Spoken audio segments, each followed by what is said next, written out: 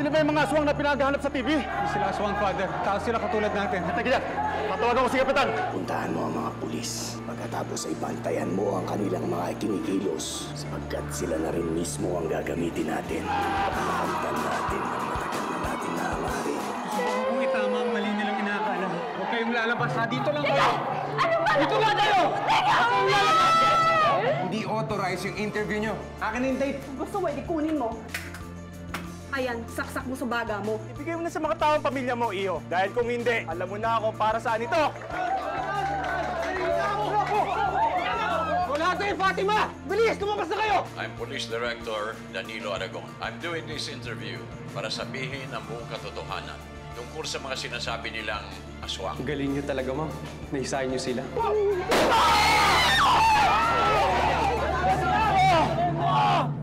Tabi! Kapitan, susi! Susi na ang kotse mo! Karnamar ka na rin ba? Dinadagdagan mo na ang kasalanan mo, Iyo! Ba't mo dito yung susi na mo? Ba't mo ngayon, Ken? Ano na?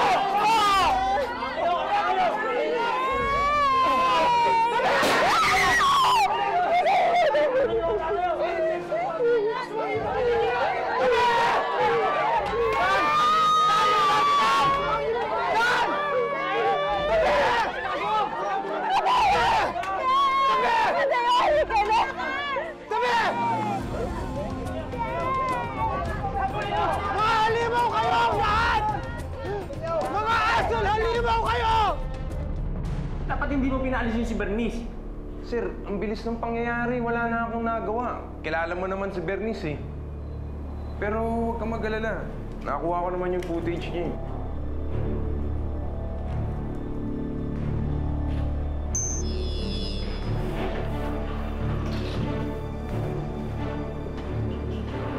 Anong laman nito?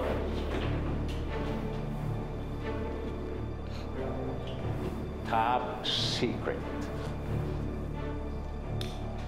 Salita ka, kundi!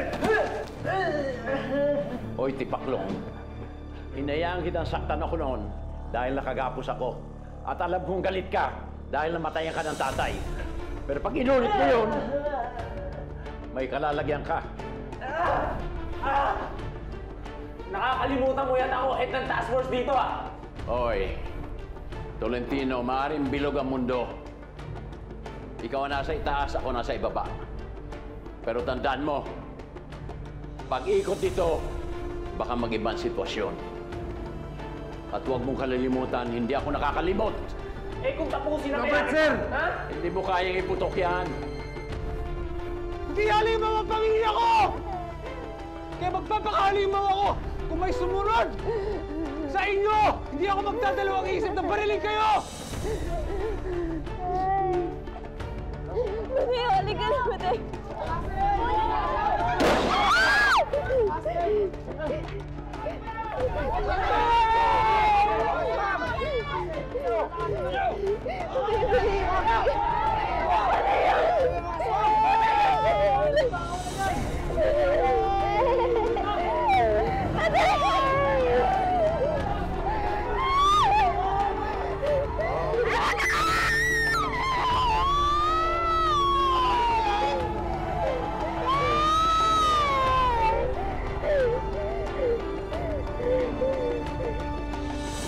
May na-receive kami report. Natagpuan na daw kung nasan si na Mateo. Saan? Andun sila sa bayan ng San Roque. Swerte ka.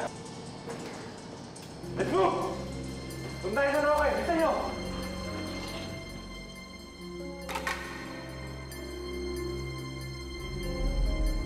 Alam mo, Bernice, higi ka talaga. Isang exclusive report mula kay General Aragon. I'm Police Mukhang magiging Director malaking pasabog to. Danilo Lalong-lalo na sa issue ng aswang. I'm doing this interview You risk your life to set the record. for this report. Narito ako ngayon Bakit? Para kanino? para sa Kay Mateo? Para sa pag-ibig ko sa kanya. sabi nilang Pero alam mo, isasama ko to sa report ko mamayang gabi. Good job, Bernice.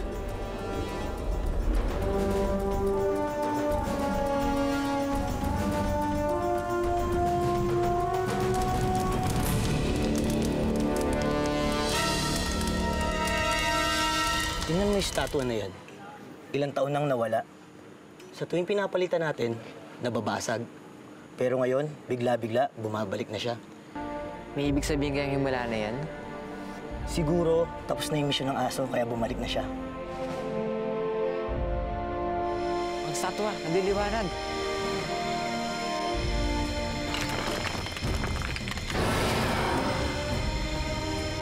Kailangan ka ulit ng iyong kaibigan, Angel. Kailangan ka ni Fatima. Panatilihin mo siyang ligtas. Panatilihin mong nag-aalab ang liwanag ng bata na pamuksa sa dilim.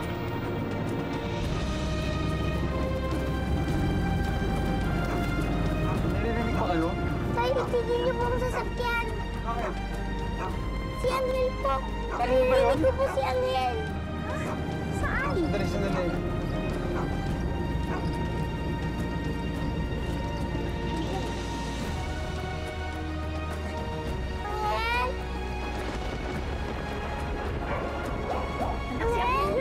Angel! Angel! Akala ko bakit tumapapasama ulit. Sabi ko na nga ba, makikita kita ulit eh.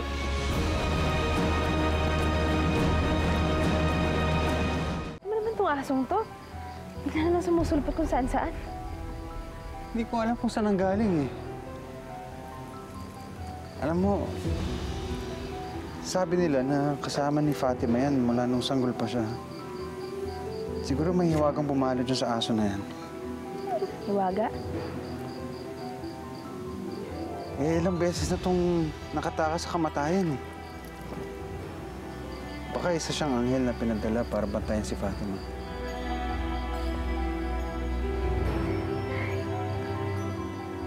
Siya ka na, dyan na si Angel.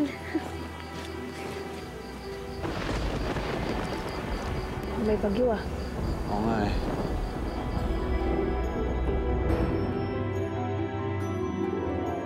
Matagal-tagal na rin nung huli ko kayong nakausap. Napakatagal na.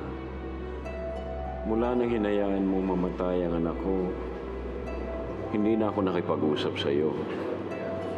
Pero ngayon, nanganganib ang buhay ng apo ko, pati ng pamilya niya. At wala akong magawa.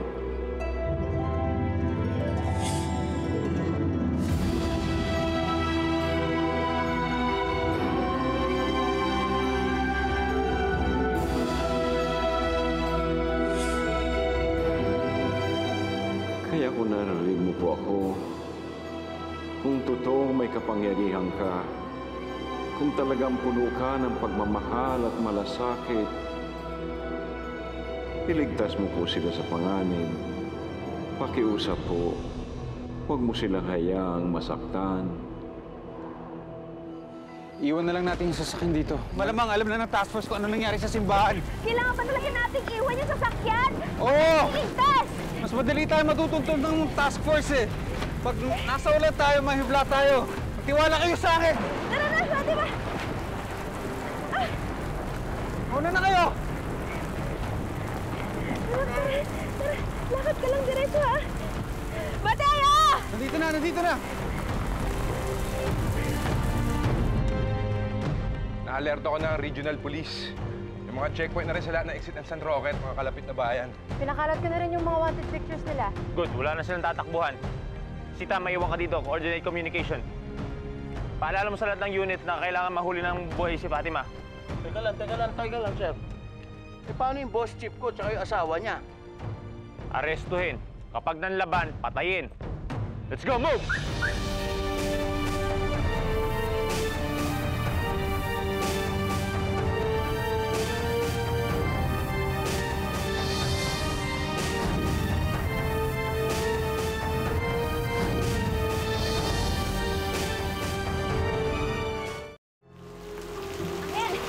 Kailangan natin pumanap ng masisilungan.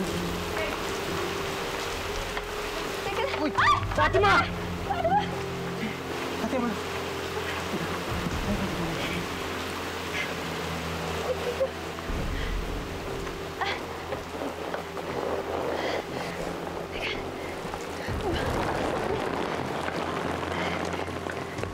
Bakit dito tayo dinala ni Angel? Mukhang walang tao. Pumasok na tayo. Sandali. Naniniwala ka ba talaga sa asong yan? Ilang beses ka na po ko niligtas, Nay. Huwag po kayong pag-alala.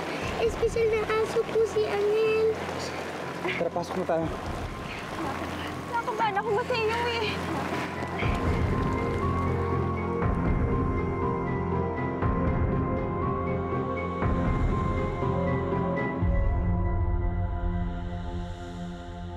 Ano na mga kaganapan, Tika?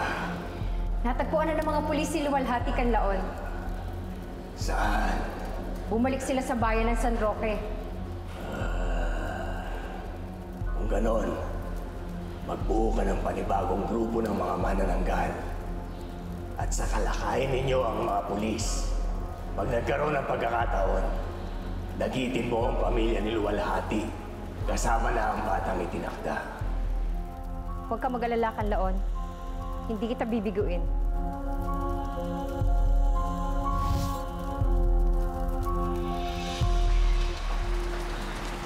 Dito lang kayo.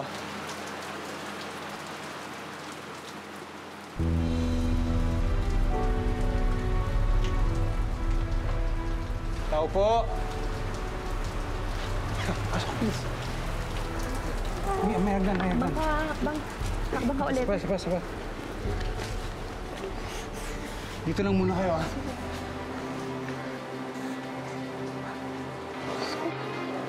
Anak, naninig ka na. Kailangan mo palitan yung damit mo. Baka magkasakit ka. Okay na po, Nay. Huwag na po alalahanin. Okay lang po talaga ako. Upo ka muna dito. May upuan dito sa kaliwa mo.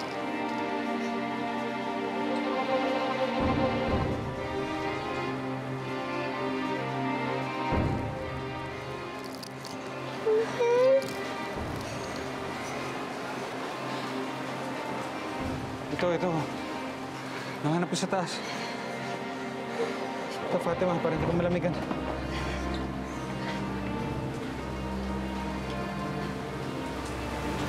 Okay ka lang? Wala to. Tingin lang sa oksidan nung baka may mailuluto ako sa baba.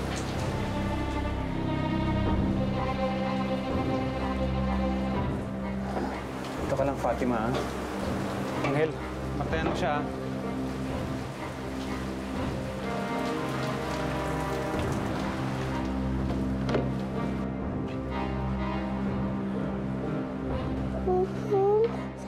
Dito ka lang. Ang lamig. Ang lamig.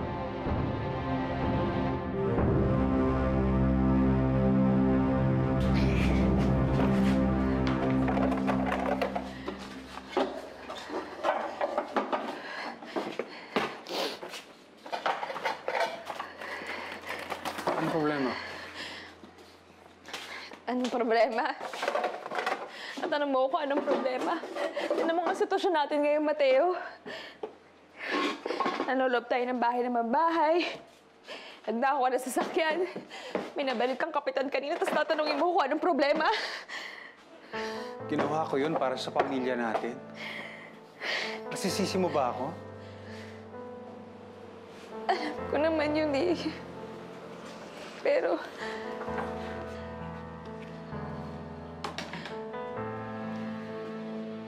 Pero ano? Pero ito ba ang buhay na gusto natin? Ito ba ang tamang buhay para kay Fatima? Siyempre hindi. Wala naman may gusto nito eh.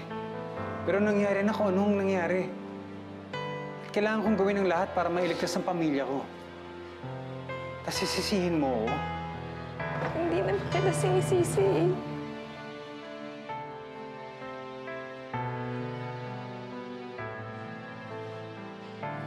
Hindi ko alam.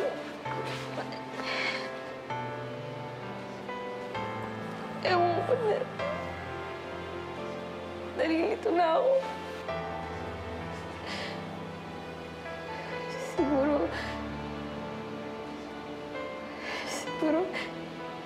sa sarili ko, isinisisi ko eh.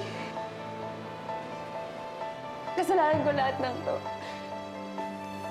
Lahat ng tao sinasabi na sa akin na huwag akong iibig sa mortal. Pero pinilit ko. Pinaglaban ko.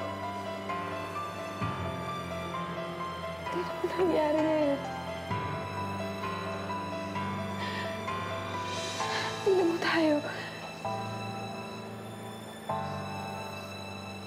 Anak ko yung nagdurusa. Anak ko yung nahihirapan. Hinabol tayo ng aswang. Hinabol tayo ng mga tao. Nagtatago tayo sa buong mundo. Si Fatima yung nahihirapan. Si Fatima sumala ng lahat ng kasalanan ko. Kasalanan ko to eh.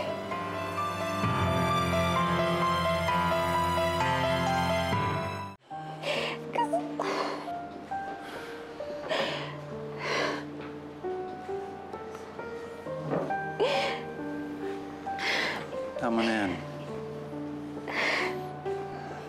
Tahanan. Huwag mo sisihin ang sarili mo sa mga bagay-bagay na hindi mo naman kontrolado. Sino bang mag-aakala na yun ang magiging resulta ng desisyon mo noon? Pero tama na pinaglaban natin ang pag-ibig natin. Huwag mong pagsisihan yun. Dahil sa pag-ibig na yun, kasama na tayo ulit. Buo na tayo ulit. Pero hanggang kailan tayo mabubuo? Ang dami-dami nating kalaban. Ang dami-daming gustong maghiwalay tayo. Hanggat hindi tayo tumitigil na lumalaban, hindi na tayo mapaghihiwalay. Kaya hindi dapat tayo tumigil. Kahit aswang man, kahit tao, task force, hindi ko sila uurungan. Hanggang sa huling hininga ko, tataya ko yan para sa pamilya ko.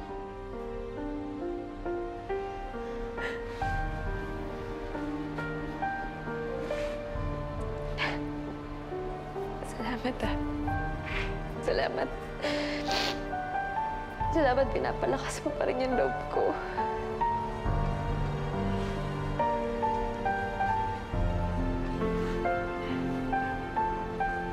Pamilya tayo eh. Kung nangihina yung isa, pwede kang kumuha ng lakas sa akin.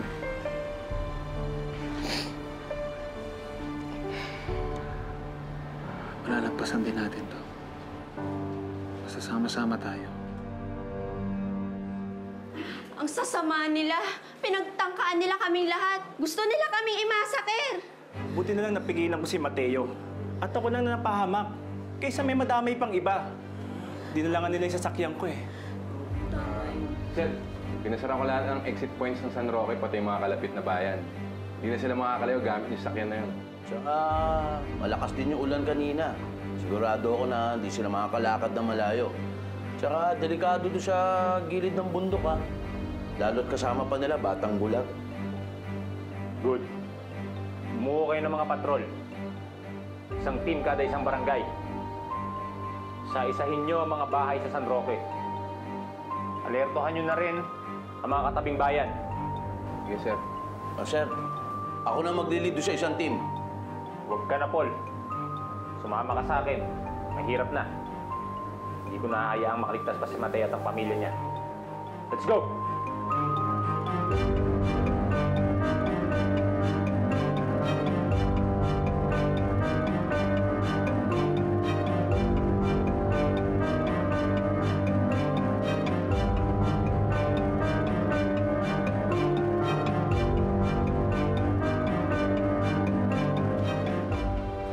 Mukhang himala na lang ang tanging paraan para matakasan natin to. Alam mo, sa dami-dami nung pinagdaanan ko na mahirap paniwalaan. Natuto na rin akong maniwala sa himala. Darating din yung himala hinihintay natin.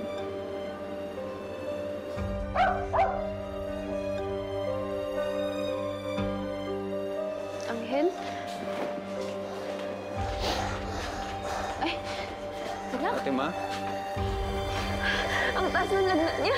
Dali natin siya sa doktor. Wag. Delikado kung lumuwas tayo sama-sama.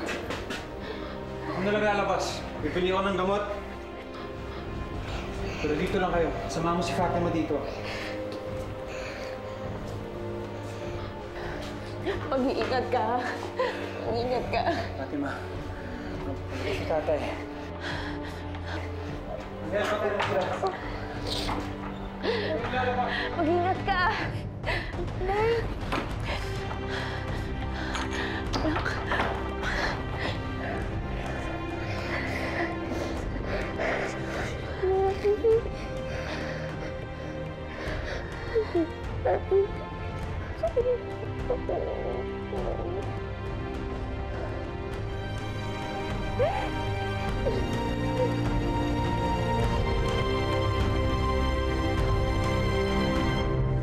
Ano bang nadiskubre nila na ang dugo ng bata ay panlaban sa aswang? Oo. Yun siguro ang nakita ni Supreme, na ang dugo ng batang yun ang papatay sa kanya. Kailangan natin makuha ang bata. Masama po na panaginip ko, nakakatakot po. Nakita ko nalulunod. Si General Aragon, siya mismo ang tutulong sa atin para mahanap si Mateo at si Fatima. Alabas na yung interview ni Bernice kay General. Kung akala ni Mateo nakaligtas na siya dahil sa interview na yan, nagkakamali siya. Gumana na ang plano. Mauhulog na sa bitag natin si Fatima at ang kanyang pamilya. Sa tingin mo ba, ituturo ko pamilya ko sa inyo? Pasensya ka na, hindi mo na sila makikita!